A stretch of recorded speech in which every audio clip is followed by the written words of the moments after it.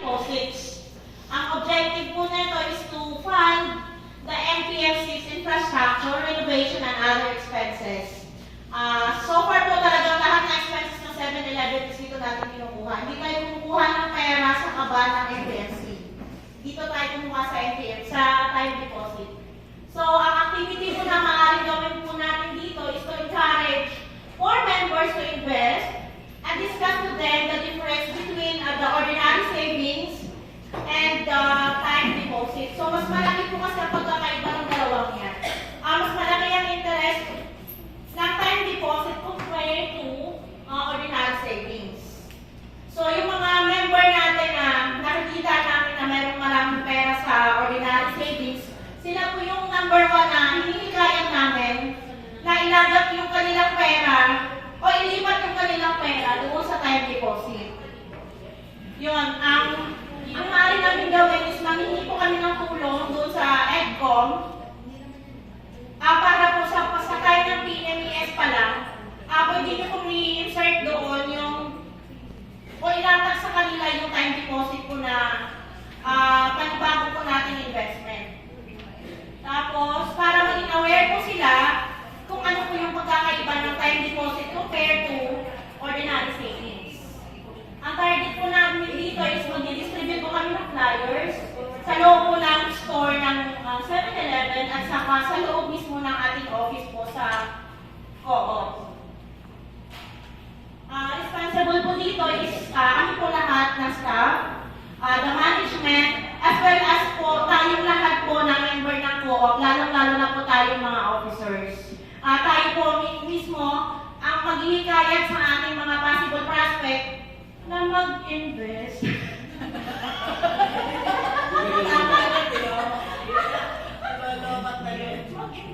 Yan po. Ang timeline po natin dito is araw-araw po from January 1 up to the end of the year, December 31. Ang budget po na maaaring gamitin po namin dito is only 3,000. That is for the photocopy of the flyers only. Yan po. Additional goals namin is to have more sales. Ang objective po is to generate more income and profit. Activity po namin dito is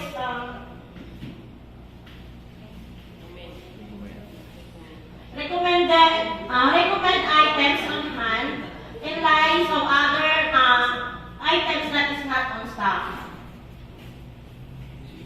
Yun po yung papasok po dito yung pagiging pagsasuggest po namin ng mga items na halimbawa po mayroong customer na naghahanap ng ganitong item tapos wala po kami stock. So maaari po namin i-suggest kung ano po meron kami na likewise po doon sa item na hinahanap ni customer. Pwede po kami mag-prepare ng mga list kung ano yung mga items na mabilis ang galaw, mabenta. Makukuha po namin yan doon sa Know Your Store na system ng 7-Eleven. Nakikita po doon, everyday po kasi ina-update yun kung ano yung item na nabenta that day. Kinabukasan po ina-update po yun. So doon pala nakikita ko na kung ano yung item na mabilis, mabenta at malaki ang kita. So dapat yun din pong i-monitor ko, yun po doon po, makikita ko na kung ano po yung item na dapat kong i-order. Tapos yung target sales namin sa araw-araw is 150,000 po. Which is less na po dyan yung, nakaless na dyan yung expenses ng selling expenses. Kung yung nakaless na po yung pinakapuunan. Yun po yung pinaka-profit na ng store. That is 10% of the gross sales. So, kung 150,000 po ang ating income, ang gross po natin is 1.5 million a day. Yun po yung gross sales natin. So, 10% of that is our net sales. Responsible of that activity is, syempre kami, sa 7-Eleven. Timeline, everyday po yan. All day long. All year long pala. Wala kaming budget dyan para sa activity na yan. So, next goal namin is to have less operational expense. Siyempre, kung mababa ang aming OPEX o operational expense, malaki ang profit. So, what we have to do, nakikita namin kasi sa mga corporate store, sa backroom kasi wala talagang aircon yan. Ginagamit lang nila ang aircon is yung lamig galing sa walk-in chiller. Sa corporate store yan. Kasi wala silang pakialam kung magkano income, kung magkano kita ng store. So tayo, since franchise tayo, co-op tayo, magkakaroon tayo ng malasakit doon sa ating income. So dapat yung pinto ng ating walk-in freezer is laging naka-close yun, ha guys? Kasi yun ang lakas-lakas ng consumption ng kuryente. Huwag tayong kumuha ng aircon o ng lamig galing doon. Meron tayong, ang ano lang, nilagay ni engineer, nagkaroon ng 3 exhaust fan, kumukuha tayo ng lamig galing sa selling area, papasok sa ating backroom. Yun lang yung lamig natin, ha? Huwag tayo mag-aircon galing sa walk-in chiller kasi sobrang lakas ng consumption doon. So, nakikita ko po doon, yung monthly bill nila, estimated lang po ito nga, kasi yung monthly bill nila doon sa corporate store is 89,000 sa Meralco. So, parang, in-estimate ko dito is 85,000. So, nagkapalaking bagay din po yung 4,000 na matitipid po natin sa pagsasara po ng mga pan-appliances na hindi ginagamit. May nilad naman is, minimum po tayo. Industrial kasi yung ating rate. Ang minimum natin is 1,300 naman. 1,299. Meron po na po ginawang 1,300. And then, yung internet naman is hindi niya nagbabago, 2,000 monthly po. So, ang aming monthly expenses is 88,300 times 12 months. Dito na po tayo ha. So, ang aming annual expense for utilities is 1,059,600 for utilities only lang po. Opo. Tapos, next goal po namin is to form a 7-Eleven organizational structure. Objective namin dito is to establish roles and responsibilities para sa isa't isa. Kasi parang since na new store tayo, new staff, at saka yung mga staff ko po is hindi po talaga sila dumaan sa proper training. Kasi kung lahat sila itadaan natin sa proper training, magbabayad po tayo ng 20,000 per head po sa kanila. Kasi 3 lang po yung staff na allowable na mag-train for free, which is kami ni Sir Jet, saka ni Ma'am Rachel, ako po. Free po yun. Pero kung magdadagdag pa tayo ng staff na mag-training, undergo ng training is 20,000 per head po. So, napakalaki expense. So, nakikita po namin dito, is kami na lang po mismo ang mag-train sa kanila. For now po, gumawa po ako ng mga manual and procedure. Si 7-Eleven talaga is walang binigay sa amin. Yung ginawa ko po is from my own learning lang po. Sinakap ko po siya kung ano po dapat talaga na kailangan matutunan ng bawat isa. Yun po yung ginawa kong module para po print ko, tapos binigay ko po sa kanila soft copy. Pero hindi pa ako makapag-provide ng hard copy. I only have 2 copies na naka-prepare dyan, pero individual sa kanila wala pa po. Pero soft copy nakapag-send na po ako through GC po namin. Tapos yun, ang budget ko po doon sa pag-print, yun, 5,000 lang po para doon sa, kasi yung totoong manual and procedures, ganito siya kakapal. Yung totoo, yung galing mismo sa corporate. Pero hindi kasi lahat yun is applicable sa lahat ng staff. So, kinuha ko lang po doon yung kailangan nilang matutunan as staff po doon sa ating store. Kailangan po mag-budget doon is 5,000 na po para sa printing ng mga materials na yun. Tapos, next goal po namin is to have a 0 absenteeism.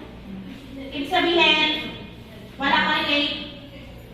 Kung malilate man is dapat doon sa allowable time frame lang. Kailangan complete po yung attendance para po is kompleto po yung aming human resource.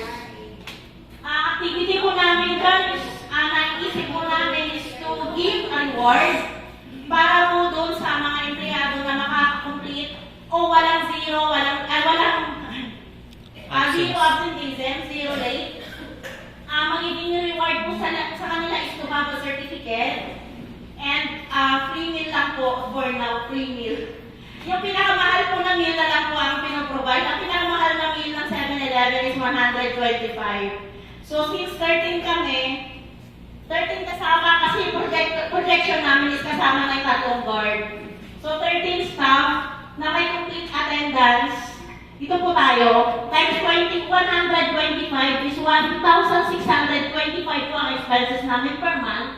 Times 12 months is total expenses namin per annual is 19,580 po. Para po yun doon sa reward na naiisip namin ibigay pa sa mga empleyado, complete yung attendance, no absent, at kasama na rin doon yung no overage, no shortages. Pero i-discuss ko yan further pagka nandun na tayo doon sa store mismo. Kasi mahirap mayroon kasi mga certain brackets. Mas maganda mag-lecture sa inyo kung actual na.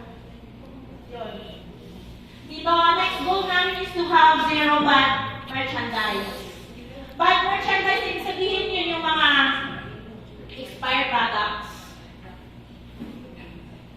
Kasi kung magkakaroon kami ang goal namin dyan is to lessen the OPEX ulit, yung operational expense, and can generate more income. Kasi kung mayroon kaming bad merchandise, diretso na po yan less doon sa ating income. Bawas na agad yan sa income, lalo na yung mga categorize, yung mga pag-products na may kanin. Hindi yan kasi pwedeng isulit sa CDI. CDI is yun yung pinaka-main na nagsusupply ng ating products. Hindi siya pwedeng isuli, so talagang bawas siya diretso sa ating income. So para maiwasan yan, kasi ang shelf life ng pagkain is 5 days. So 2 days pa lang na hindi siya mabenta, gagawin na namin siyang on sale. Before siya magiging bad merchandise. So, 9 o'clock ng gabi,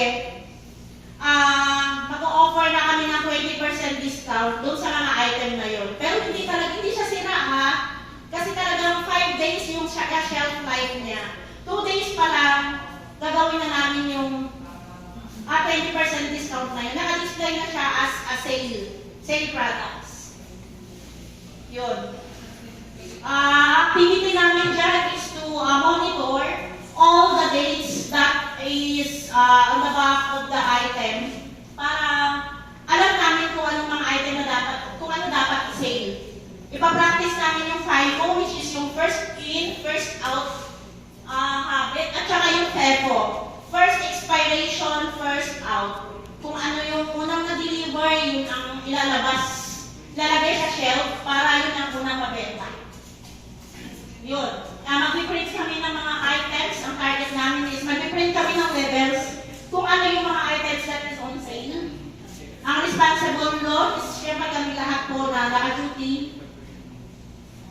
Ang budget namin for that is only dito. To buy papel lang po.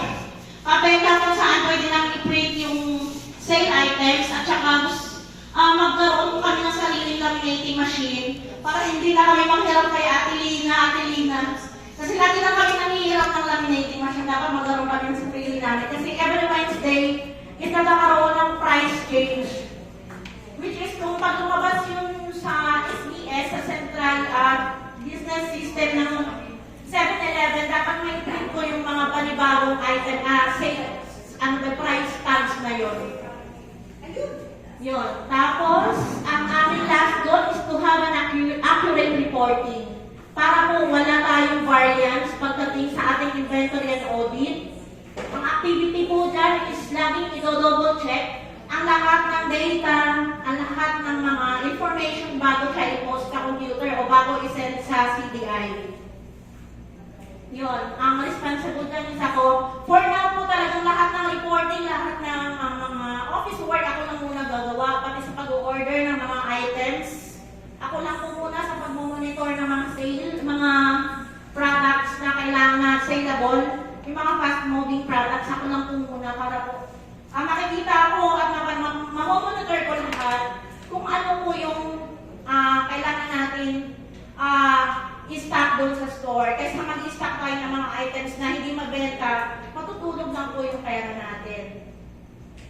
Tapos, yun. Ang budget namin dyan, kasi every end of the month, lahat po nung data na napaprocess daily is iniipon po yan. At the end of the month, pinapadala po yan, yung receiving copy, pinapadala sa main office sa Ortigas po. So, check ko po kung magkano magpapalalamove ng document is nasa 250 po. Sa ano po yan, mobile. Times 12 months, dito po tayo. 3,000 lang po. Pero sa kasakaling pag-una ko ng staff na mayroong motor o mayroong lisensya, pwede ako makisuyo sa kanya. Kaysa naman ipapalalamove ko, hindi ko sure kung yung document pa is 100% guaranteed na nakarating sa office. Mas maganda po mismo kung staff mismo ang maghahatid doon.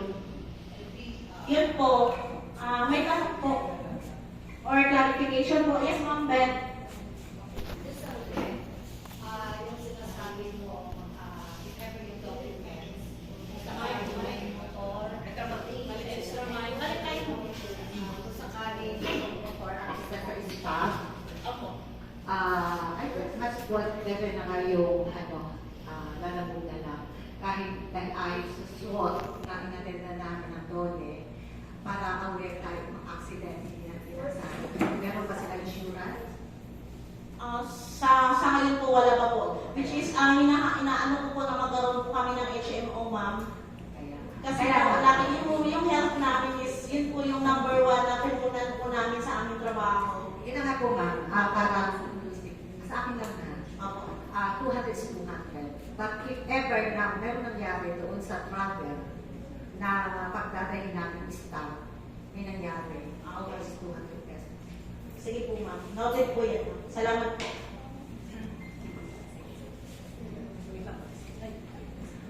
CNS team, sino nagdo-document? Kasi please note, I know, nasa 7-Eleven team. Please note of the comments and suggestions. Kasi babalikan niyo yan as a team para i-note naman niyo yung comments ng mga ng group. And same with the other group, please assign a documenter or secretary of your group para doon sa mga comments na i-consider niyo doon sa plan. Okay. Nabanggit mo kanina, mayroon kayong inventory. Yes, ma'am. Monthly po yan. Third party po ang pupunta sa store. Hindi po kami ang mag-inventory, ma'am. Mayroon pong ibang third party na tie-up si 7-Eleven. Sila po mismo ang gagawa na. Which is, pag nag-inventory po, nag-audit po, obligado po na lahat po kami papasok. Okay. Opo, kasi po, which is very crucial po yan. Lahat? Na yung hindi galing from duty, yung nakapagpahinga na kahit paano. Na, oo, crucial po masyado yung audit and inventory po. So hindi part na duties ninyo o part ng contract na mayroon kayong tinatawag na daily cycle count? Meron po, opo. Mayroon. So kayo ang gagawa nun? Opo. Okay. So doon pa lang, every day, makukuha na ninyo ang flow kung ano ang movement ng inyong stock. Opo, ma'am. Meron po kaming tinatawag na inventory daily, ma'am. Depende po kung saang mga section po. Iba-ibang section po. May content, may grocery, may... Okay. Pag sinabi natin nga daily cycle count, the certain family na products, Opo. like milk. Opo. So, yun lang muna ang inyong gagawin. Yun ang tinatawag na daily cycle count. Isang produkto yun. Isang family lines ng ating produkto. Then, nabanggit mo rin kanina na yung encoding ng delivery. Nabanggit mo kanina na bago i-compose na i-encode yung sa system, yung numbers of delivery. Double check. Double check Yes, yung delivery. Okay. So, ang pagkakaintindi ko kasi dyan, once na-deliver yan, mayroong ang warehouse o yung May in-charge. trip ticket po. Okay, yung in-charge doon, siya ang mag-i-encode para maipasok sa system. Tama? Opo. So, parang ang gagawin lang ng manager, ang store manager dyan is monitoring. Ma'am, hindi ko po muna ipagkakatiwala sa iba, ma'am. Ako po muna po sa lahat ng paperwork ko. Kasi, mahirap, ma'am. Pera po yun, ma'am, eh. Yes. Opo. Lahat po talagang para po, ako lang muna yung accountability, ma'am. Okay. Opo. For the certain period. Yes, ma'am. But not Opo. necessarily. Darating po ang araw, ma'am, kung makilala ko po sila kung gaano sila kabihasa, kung gaano sila mapagkakatiwalaan po sa mga bagay-bagay. Darating po kami sa araw ngayon na pwede ko po silang itaas kung ano po yung maitulong nila sa part ko. Okay. Opo. Sige. Strategy ko yan. Opo, So, ma'am. we respect that. May isa kang binanggit kanina na gusto kong nawala na sa isip ko. Sige, mamaya nabigyan na mahalaga at talagang dapat bigyan ng pansin. Pero hindi makarecall. Pero siguro sa mamaya. question lang. Sige po. Hindi ko maalala ba na sinabi mo kanina, SWOT or OSH? Ang OSH natin is occupational Ah, yes, safety. OSH. Sorry, not SWOT. Nagkamali mo. Sa Yung OSH yung safety na sinasabi ni Ma'am Beth is the occupational safety and health standards, which is required by the law. Siguro yung suggestion niya kanina, please include on your plan the occupational safety and health standards, OSH, na human, yung kumbaga kapakanan ng empleyado. So, ito kasi it's more on operation, it's more on income. Pero the other factor, please include ano yung kapakanan naman ng mga staff at saka ng mga empleyado. So, yun yung isang pwede include, isa na sa plano. Tapos, sige, pagkatapos ni Ma'am Betty, may itanong sa alaman niya na. Yes. Tungkol doon sa hindi na uubos na sales, lalo na sa pagkain. Opo. Kung mayroon kayong lead time, mga 5 days, Yes, ma'am. Ang shelf life po ng pagkain is 5